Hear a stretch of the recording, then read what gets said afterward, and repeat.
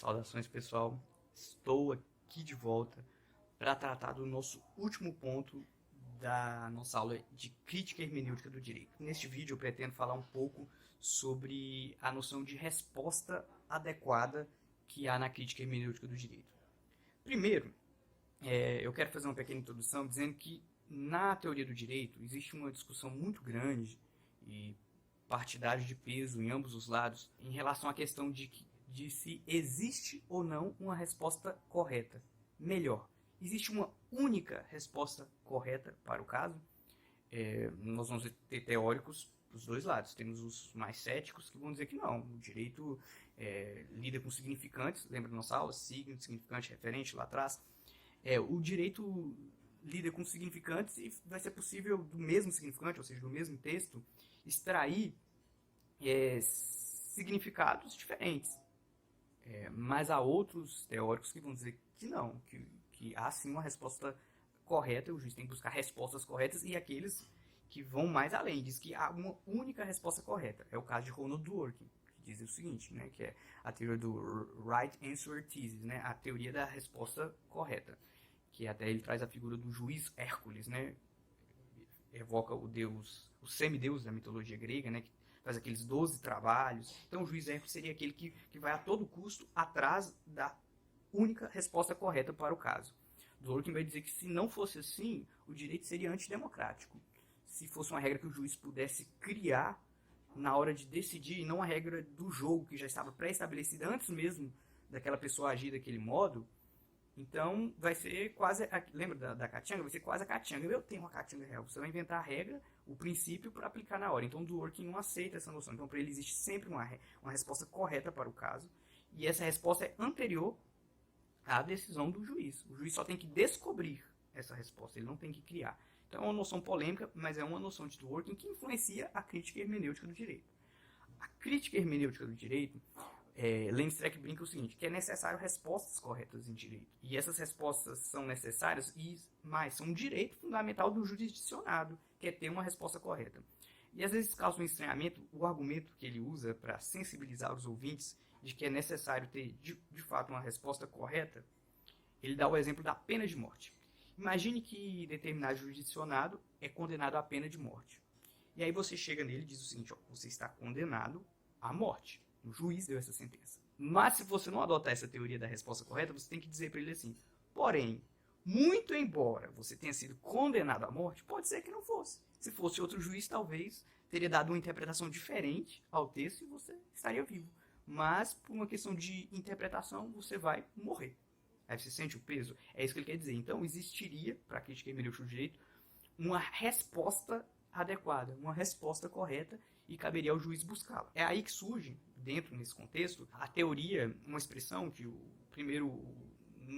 ela não tinha bem nome, ela era tratada de maneira difusa na obra do Landstreck, até que ele deu um nome, que ele chama de resposta adequada à Constituição. Ou resposta hermeneuticamente adequada à Constituição, a RAC, né? Que agora ele está usando essa sigla.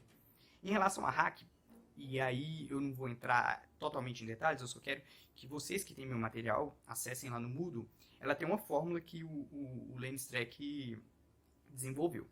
Essa fórmula, rapidamente falando, está lá no material, se vocês quiserem acompanhar comigo agora, vocês têm acesso ao meu material, ela é baseada em 5 princípios padrões, em 6 hipóteses em que o juiz poderá deixar de aplicar uma lei, só nessas 6 hipóteses, e por fim 3 perguntas fundamentais. O que Landstreck pretende com a elaboração dessa fórmula da RAC, né, da resposta adequada à Constituição?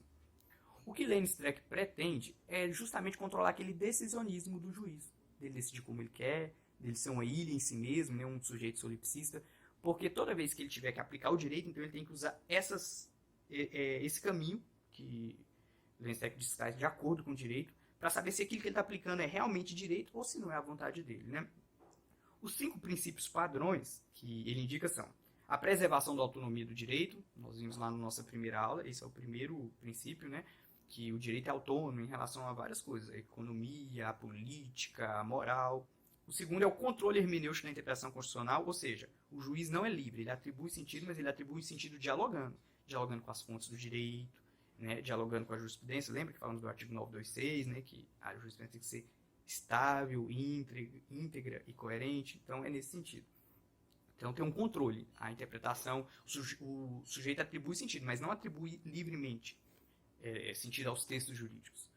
O outro é o respeito à integridade e coerência do direito. Aquela noção que a gente viu do romance em cadeia, do Ronald Dworkin, também já foi falado, né, nas nossas aulas anteriores. O dever fundamental de justificar as decisões está lá na nossa Constituição, também está no Código de Processo Civil e também vale para o Código de Processo Penal, que a decisão tem que ser fundamentada. Não basta, por isso, para não acontecer aquela cachanga, né? Tipo, mas eu tenho a cachanga real. Aí você não entende. Lembra? Você que não assistiu o vídeo, assista lá o vídeo que eu explico a teoria da cachanga real. Você não pode jogar o jogo sem saber as regras. As regras têm que estar apresentadas para lhe convencer, né? E ser válido juridicamente, que você tem que ser convencido que a decisão respeitou o direito. Então, por isso, as decisões têm que ser justificadas. Há um dever fundamental de justificar as decisões. E, por fim, o direito fundamental a uma resposta constitucionalmente adequada, que é o que a gente está buscando por esse caminho. Então, esses são os 5 princípios, ok? Vamos agora para as 6 hipóteses em que se pode deixar de aplicar a lei.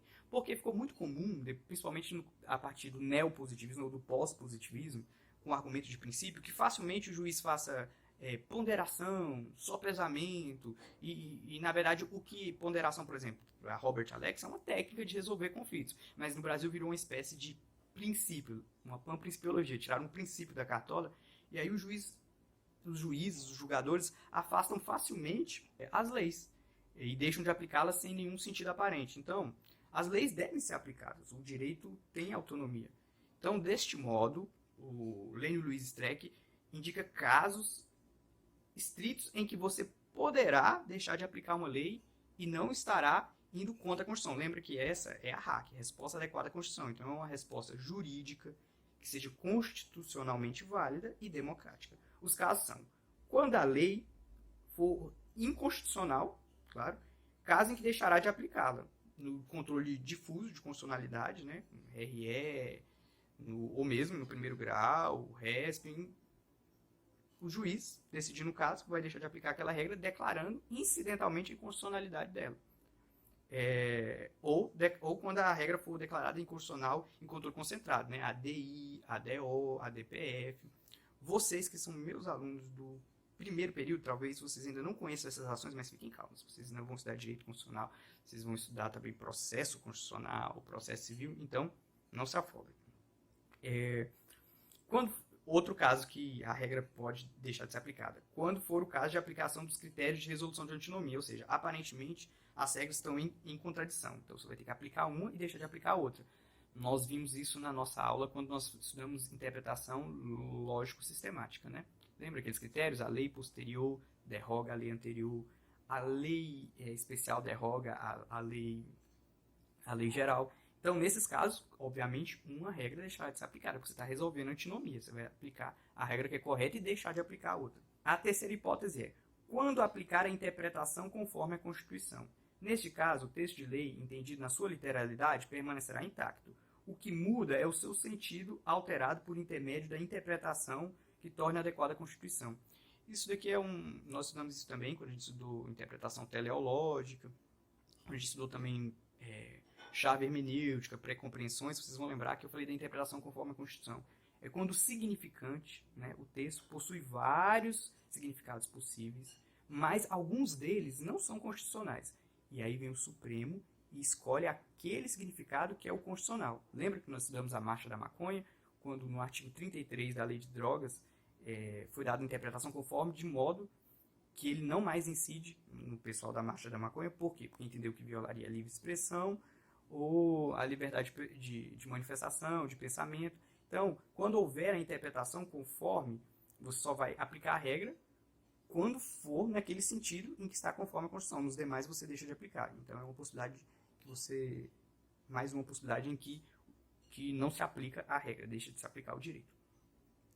O quarto caso é aplicar a nulidade parcial sem resolução do texto, pela qual permanece a literalidade do dispositivo, sendo alterada apenas sua incidência. Esse daqui é a outra face da moeda da interpretação conforme. Na interpretação conforme, o Supremo escolhe o sentido que é constitucional e deixa de aplicar os demais. Então, é um juízo de constitucionalidade. Diz, isso é certo. Ele não está dizendo que isso é errado, ele está dizendo o que é certo. Quando é nulidade parcial, sem redução de texto, é o contrário. Ele vai dizer o que é errado. Isso não pode. E aí o que sobra é o certo. Então, são duas faces da mesma moeda.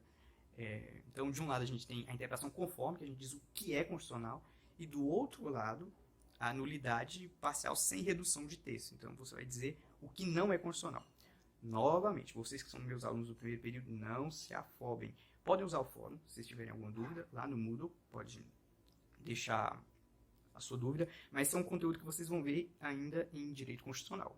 Agora, os meus alunos que já estão lá no quarto, no quinto período, já têm uma noção mais clara do que é interpretação conforme e do que é declaração de constitucionalidade sem redução do texto.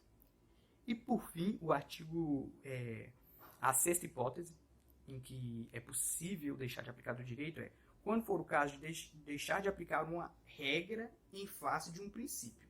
Aí, nesse caso aqui, a gente só tem que tomar cuidado que não pode ser aquele princípio da principiologia, tem que ser de fato um princípio jurídico, e num caso onde a regra nega o princípio, e o princípio vai afastar a regra naquele caso, mas não é porque a regra não é válida, é porque naquele caso aquele princípio se manifesta de maneira mais incidente sobre o caso. Então, essas são as 6 hipóteses. Então, lembra, o juiz que vai responder de forma adequada à Constituição para a crítica hermenêutica do direito, primeiro, tem que respeitar aqueles 5 princípios padrões, né, que eu falei no começo, do direito. Depois, ele tem que ver se ele não está afastando uma regra, e se ele estiver, ele só pode fazer dentro dessas 6 hipóteses em que deixa de se aplicar uma regra ao caso. E, por fim, para a resposta adequada à Constituição, Denis Streck também enumera 3 perguntas fundamentais, quando for o caso que você vai ter que decidir se é constitucional ou não, se você vai dar uma resposta adequada, uma resposta correta ou não. A primeira é o seguinte: há um direito fundamental subjetivamente exigível que ampare a pretensão? Ou seja, alguém está pedindo alguma coisa. Você vai olhar para aquele pedido e pensar, existe um direito fundamental por trás daquele pedido? Existe um direito fundamental que sustenta aquele pedido? Se a resposta for não, então você já não deve buscar atender aquele pedido. Mas se a resposta for sim, você tem que continuar fazendo essas perguntas fundamentais. Aí vamos para a segunda pergunta. Se há o direito fundamental, lembra, né? Passamos para o segundo passo. Todas as pessoas podem exercer o mesmo direito? Ou é só aquela pessoa que está pedindo? Porque na nossa Constituição, nós sabemos que a nossa Constituição é uma Constituição programática, né? Uma Constituição que tem vários princípios e nesse sentido, várias normas programáticas. Às vezes, há direitos que estão lá esculpidos e uma pessoa entra no judiciário, movimento judiciário para acessar aquele direito, principalmente direitos sociais. Mas você tem que pensar, todos terão acesso a esse mesmo direito? Se não, provavelmente você não deve decidir de acordo, de modo a atender aquela pretensão, se as demais pessoas não podem. E ele segue com a terceira pergunta fundamental, que é o seguinte: pode-se transferir recursos financeiros daqueles que não exercem aquele direito a fim de que outros possam exercê-los? É uma questão de justiça fiscal até. Você vai poder dar uma decisão judicial atendendo à pretensão de alguém que vai ser onerosa ao poder público. E, nesse caso, seria correto, no caso concreto, você vai avaliar, desviar verba daquelas pessoas que não vão exercer esse direito, que não têm essa pretensão, para atender essa pretensão. E aí, no caso concreto, você tem que analisar para saber se pode ou não. E daí, concluir, depois de passar por todos esses pontos, Denis Streck garante, e aí essa é a teoria da decisão dele, não quer dizer que ela está correta, que ela está errada, eu estou apresentando a vocês. Que, segundo ele, se você seguir todos esses passos, você vai ter uma resposta adequada à Constituição. Pessoal, então, assim, nós encerramos... Ficou escuro. Assim, nós encerramos Crítica Hermenêutica do Direito. Qualquer dúvida, utilize o fórum do Moodle. Você, que não é meu aluno, mas quer interagir, pode deixar nos comentários. E é isso, pessoal. Até a próxima aula. Espero que vocês tenham gostado e aprendido um pouquinho dos pontos principais da Crítica Hermenêutica do Direito. Até a próxima.